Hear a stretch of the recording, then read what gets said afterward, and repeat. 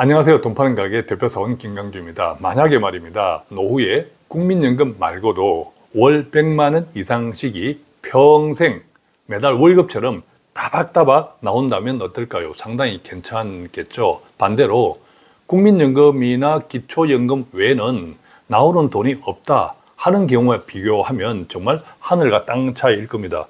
노후에는 여러 가지 수단들은 물론 있죠. 예컨대 임대소득이 있을 수도 있고, 목돈을 활용한 배당금, 이런 방법도 있을 수가 있습니다. 그런데 임대소득이든 배당이든 목돈을 활용한 배당이든 상관없이 월 100만 원씩 따박따박 어딘가에서 나온다면 국민연금 말고도 아마 상당히 굉장히 편안할 겁니다. 그렇죠. 그런데 이게 쉽지만은 않습니다. 준비기간이 필요하죠. 준비기간이 필요하다는 측면에서는 지금 나이가 60이 넘어도 상관없습니다. 준비할 수 있다면. 또 반대로요. 지금 40대, 50대 같은 경우 노후를 준비하지 않습니까? 이런 내용을 잘 모르고 준비하지 못하면 노후를 준비하는 기간이 10년 이상이 남았음에도 불구하고 막상 나중에 노후가 되면 어쩌면 국민연금 밖에는 없을 수도 있습니다. 그런데 국민연금 지금 많습니까? 그렇지 않죠. 가입기간과 국민연금을 매달 얼마씩 내었느냐 따라 다르지만 2023년 지난해 말 기준 12월 말 기준 보면 우리나라 전체 국민연금 수급자 가운데 평균 얼마 받냐 하면 62만 원이에요. 평균. 그 다음에 100만 원 이상씩을 받는 분들은 불과 전체에서 12% 정도입니다. 그러니까 100명 가운데 한 12명 정도는 100만 원 이상을 받고 나머지 88명은 100만 원 이하를 받고 전체적으로 합산하면 평균 62만 원을 받는다. 그러니까 국민연금 가지고는 안 되겠죠. 우리들의 다 큰 자녀들도 마찬가지예요. 우리들의 다 큰 자녀들도 당장에 노후까지 멀게 생각할 것은 아니지만 이 자녀들이 나이가 들면서 자신의 재정 관리가 잘 못 된다면 그것은 우리가 평균 수명이 점점 길어지니까, 즉 부모들이 오래 사니까 이 자녀들이 지금 다 큰 자녀들이 재정이 나중에 힘들어진다 하는 것은 결국 노후가 된 나이가 더 많아지는 지금 현재의 부모에게도 상당하게 압박이 될 수밖에, 걱정이 될 수밖에 없는 거죠. 자, 그런데 우리가 노후 준비가 쉽지만은 않아. 또 다 큰 자녀들이 재정적인 안정을 만들어가는 것도 쉽지 않아. 자, 거기에 우리가 다 큰 자녀들 포함해서 지금 노후를 준비하시는 분들, 또 노후를 살고 계시는 분들 다 포함해서 정말 조심해야 하는 단어가 있습니다. 이 단어가 땡땡땡 글자가 3개인데요. 이 단어가 있습니다. 오늘은 정말 우리가 노후 준비를 하는데 또 다 큰 자녀들이 재정적으로 뭔가 준비를 하는데 가장 위험한, 정말 조심해야 되는 단어 땡땡땡 이것이 무엇인지 제가 계속 말씀을 드릴 때 한번 짐작해 보십시오. 알아맞혀 보십시오. 그리고 국민연금 말고도 월 100만 원 이상을 나오게 하려면 또 어떻게 해야 되는지 그 말씀을 오늘 드리겠습니다. 자, 지난 2022년 통계청 발표 자료입니다. 우리나라 소득자가 중위 소득자, 그 다음에 상위 소득자의 격차가 월 851만 원이라고 합니다. 이것은 지금까지 역사상 최대로 벌어졌다고 합니다. 이것이 점점 크게 벌어지는 것은 다 큰 자녀들의 미래도 당연히 걱정이 되고 또 당장의 노후 생활자 또는 노후를 준비하는 사람들도 정말 심각하게 생각해 봐야 합니다. 자, 조금 전에 말씀드린 자료, 통계청 자료 2022년 자료인데요. 소득분위, 보통 소득분위를 1분위에서 2분위, 3분위, 4분위, 5분위까지 나눕니다. 가장 소득이 높다, 상류층 할 때는 5분위, 그 다음에 가장 소득이 낮다 하면 1분위인데 가장 소득이 높은 5분위, 소득이 월 1,300만 원입니다. 2022년 기준입니다. 평균이죠, 평균. 그 다음에 우리가 일반적으로 중산층이다라고 이야기하는 소득 3분위, 소득 3분위 가구의 경상소득이 월 평균 449만 원, 약 450만 원 정도라고 하는데 차이가 851만 원인데 이 차이는 통계를 집계한 이후부터 역사상 가장 높다.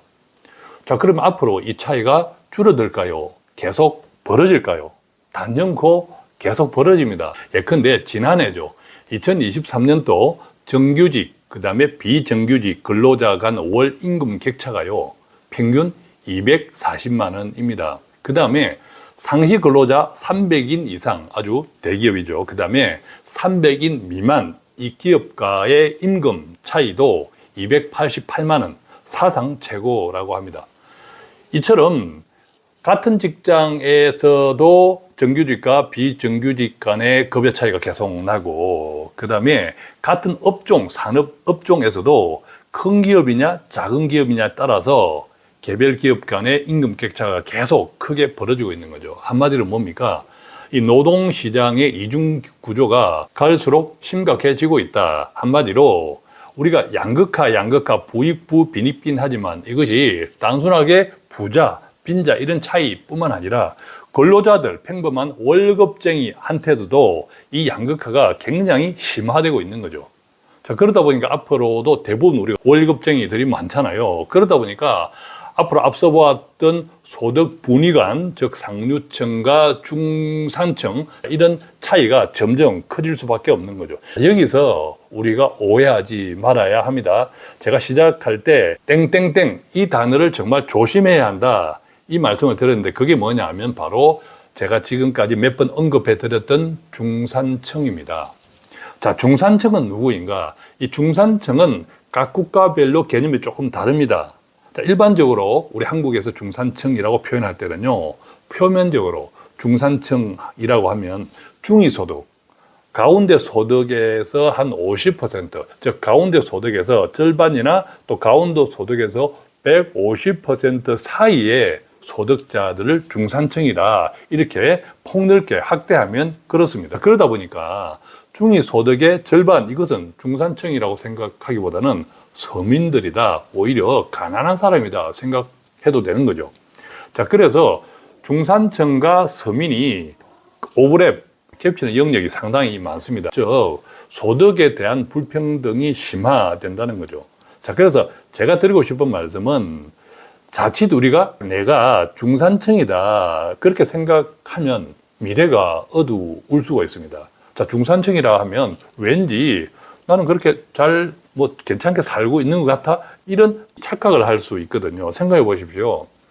84 평수가 국민 평수 아파트잖아요. 그러니까 달랑 84 국민 평수 아파트에 사는데 그게 담보대출이 한 40% 돼. 저 그런데 나는 중산층이야. 이렇게 오해하면 큰일 납니다. 왜냐? 내가 국평에 살고 하지만 40% 담보 대출이 있으면 어지간한 소득자면 빚을 갚아가면서 미래를 집만 있어야 될 게 아니잖아요. 애들도 키워야 되고 그런 등등을 종합적으로 생각할 때 미래를 준비하기가 점점 힘듭니다. 그러니까 중산층이 아니라는 뜻입니다. 중산층을 언론이나 국가에서는, 정부에서는 중산층을 확대해서 이야기할 수 있습니다. 그게 그들 입장에서는 좀 편안하는 거죠. 괜찮아 보이지만 우리 개인들은, 국민들은 중산층을 아주 협소하게 받아들여야 됩니다. 제가 아까 소득 1분에서 5분위까지 할 때 3분위를 중산층이라고 말씀드렸잖아요. 그것보다는 우리 개인이 생각할 때 중산층은 3분위가 아니라 4분위 정도로 생각해야 됩니다. 그럼 4분위는 소득이 얼마나 될까요? 550만에서 600만 원 정도 언저리 월, 그 정도 되어야 중산층이다. 이렇게 우리는 중산층을 아주 좁혀서 생각해야 된다는 거죠. 그래서 언론에서 중산층 하면서 몇 가지 사례를 듭니다. 예컨대 84 국평 아파트에 살면서 담보대출을 월 얼마씩 갚아나고 이런 사례를 드는데 그런 사람들을 중산층으로 생각하면 된다, 안 된다? 안 된다라는 거죠. 자, 중위소득 50%에서 150%를 중산층으로 보면요. 그 가운데 속하는 인구 비중은 2011년도에 54.9%에서 2022년에는 62.8%로 늘었습니다. 자, 그러니까 구체적으로 이 기간 동안에 중산층 인구는 2,751만 명에서 무려 3,219만 명으로 17%나 증가했다는 소리입니다. 왜 그렇습니까? 물가가 올랐죠. 그러다 보니까 돈 가치가 떨어졌습니다. 인플레이션이죠. 자, 그 다음에 상류층이 다른 중산층보다도 소득 증가가 더 빠릅니다. 더 빠르다 보니까 전체적인 평균을 높이는 효과가 있는 거죠. 자, 그래서 아까 조금 전에 말씀드렸듯이 중위소득의 50%에서 150%를 중산층이다 생각하면 이 인구가 무려 2022년 기준으로 3,219만 명이 중산층이라니까요. 그럼 중산층이 아니면 그게 이상하잖아요. 이렇게 따지면. 그래서 자칫 내가 중산층이다라고 착시에 빠지면 정말 미래가 힘들어집니다. 자, 더 기막힌 것은요. 앞서 우리가 중산층을 중위소득의 50%에서 150%다라고 생각한다면 그 50%에서 150%에 속하는 사람들의 평균 소득은 얼마냐면 월 288만 원입니다. 그러니까 월 288만 원이 정말 중산층인가? 자, 그렇게 생각하는 순간 청년의 미래나 다 큰 자녀들의 미래는 물론 우리들의 노후도 없다라고 그렇게 생각하셔야 됩니다. 그러다 보니까 우리들의 다 큰 자녀, 청년들 가운데서도 자신이 앞으로 계층 이동을 못할 것이야 생각하는 사람들이 무려 둘 중에 하나 54%라는 거죠. 자, 근데 이것은 앞으로 부모들의 노후와 연계가 됩니다. 지금 부모들의 노후, 재정이 나름대로 괜찮다 하더라도 어쩔 수 없습니다.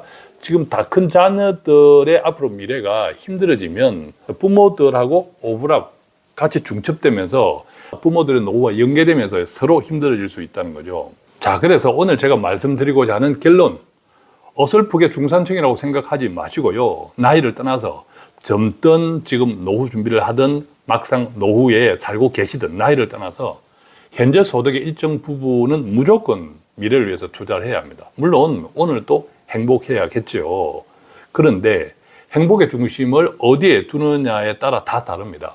예컨대 다른 사람들에게 맞춰 살려고 하면 미래는 없습니다. 그 대신 당연하지만 소득의 일정 부분을 저축이나 투자를 하고 나머지 돈으로 그 돈에 맞춰서 행복하게 사는 방법을 찾아야 합니다. 그것은 어쩔 수 없이 우리가 감당해야 되는 훈련이고 습관으로 만들어야 됩니다. 자, 제가 재미난 이야기를 하나 나누겠습니다. 사람들이 끊임없이 자신과 다른 사람들을 비교하는 이유는요, 다른 사람들이 어떻게 사는지 잘 모르기 때문이라는 말이 있습니다. 한마디로 우리가 다른 사람들을 보면 어떻습니까? 걱정이 없는 듯하고 돈 걱정도 없는 듯하고 빚도 없는 듯하고 돈벌이도 괜찮은 것 같고 다 이렇게 보이잖아요. 그런데 우리가 압니다. 그죠? 한마디로 다른 사람들이 겉으로 보이는 것처럼 사는 사람들은 별로 없다. 그죠? 알고 보면 다 거기서 거기더라는 거죠. 자, 그렇기 때문에 우리는 다른 사람들에게 맞추어 살려고 하면 미래가 없고 나의 행복은 내 기준, 내가 돈에, 내 수입에 맞추어서 사는 훈련, 내 수입에 맞추어서 내 돈에 맞추어서 행복하게 사는 훈련, 그것이 가장 중요하고 그 이전에 수입의 일정 부분은 반드시 미래를 위해서 투자를 해야 한다는 거죠. 노후나 또는 노후를 준비하는 사람들도 마찬가지죠. 앞서 우리는 국민연금 수급자 평균 월 62만 원이라고 했고 100만 원 이상 받는 사람은 12% 정도에 불과하다라고 했죠. 그러니까 국민연금만 가지고는 안 된다. 그것은 다 동의하고 있지 않습니까? 또 국민연금을 언제부터 받습니까? 나이에 따라 다르지만 지금은 만 63세 또 나이가 조금 더 젊으면 65세부터 국민연금을 받을 수 있지 않습니까? 그런데 직장에서는 언제 퇴직합니까? 대체로 한 50대 중반쯤 퇴직합니다. 50대 중반쯤 퇴직하고 그 다음에 한 60세가 되기까지는 일종의 비정규직이죠. 몇 군데 일자리를 거칩니다. 그러다가 은퇴를 하는데 그렇게 해도 국민연금 받을 때까지, 국민연금 큰 돈이 아닙니다만 그래도 국민연금 받을 때까지는 그마저 3년 또는 한 5년 정도의 소득 공백기가 생기거든요. 그렇기 때문에 노후를 살고 계시는 분들이나 또 노후를 준비하는 분들이나 우리들의 다 큰 자녀 할 것 없이 무조건 저축 투자를 해야 한다는 거죠. 어떤 방법? 연금저축, 그 다음에 IRP 이런 등등의 방법을 통해서 매달 꼬박꼬박 투자하시되 최소 5년 이상 하셔야 됩니다. 그죠? 자, 지금 여러분들이 보는 자료는요, 우리나라 국민연금이 돈을 어떻게 관리하고 있는지를 보여주고 있습니다. 보면 오른쪽이 주식이잖아요. 국내 주식도 있고 해외 주식도 있고 또 위에 보면 사모펀드 이런 등등이 있습니다. 그래서 국민연금이 전체 한 60% 가까이는 주식형 투자를 하고 나머지 한 40% 정도는 채권형 투자를 합니다. 그래서 한마디로 국민연금도 채권 혼합형으로 관리하고 있잖아요. 마찬가지입니다.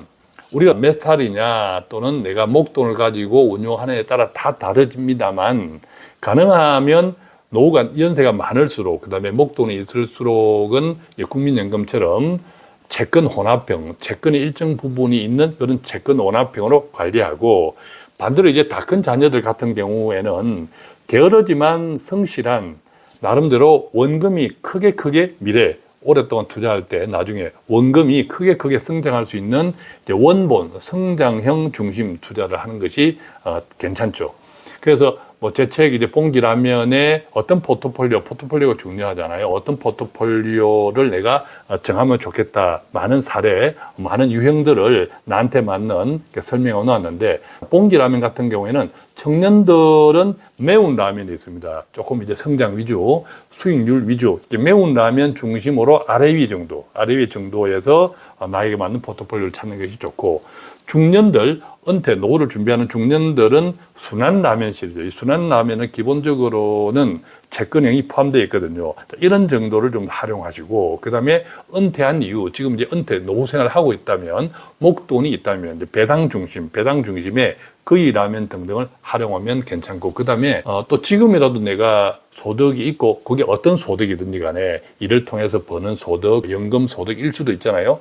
그 소득에서 내가 생활비를 제하고 남는 돈이 있다면 지금부터라도 최소 5년 이상 꾸준하게 연금을 만들 수 있는 투자를 계속 하셔야 된다. 그 점도 꼭 기억하시고요. 그래서 결론적으로는 노후에는 국민연금 말고도 월 100 이상씩은 평생 마치 월급처럼 따박따박 나올 수 있는 준비를 지금 이 방송을 듣는 분들이 나이가 어떻게 되는지 알 수 없으나 형편이 어떤지 알 수 없으나 지금부터라도 어떻게 준비할 수 있을 것인지 심각하게 고민해 보시기 바랍니다. 자, 오늘은 이렇게 두 가지를 말씀드렸죠. 노후가 길어지고 있습니다. 그래서 최소한 국민연금 말고도 월 100만 원 이상의 평생 소득을 만드는 것이 중요하다. 자, 그러기 위해서는 두 번째, 중산층이라는 착각에 빠지지 말자. 중산층이라는 단어를 매우 조심해야 된다 말씀을 드렸는데 우리들의 노후는 말할 것도 없거니와 다 큰 자녀들의 재정적인 안정에 조금이라도 도움이 되는 방송이었기를 바랍니다. 고맙습니다.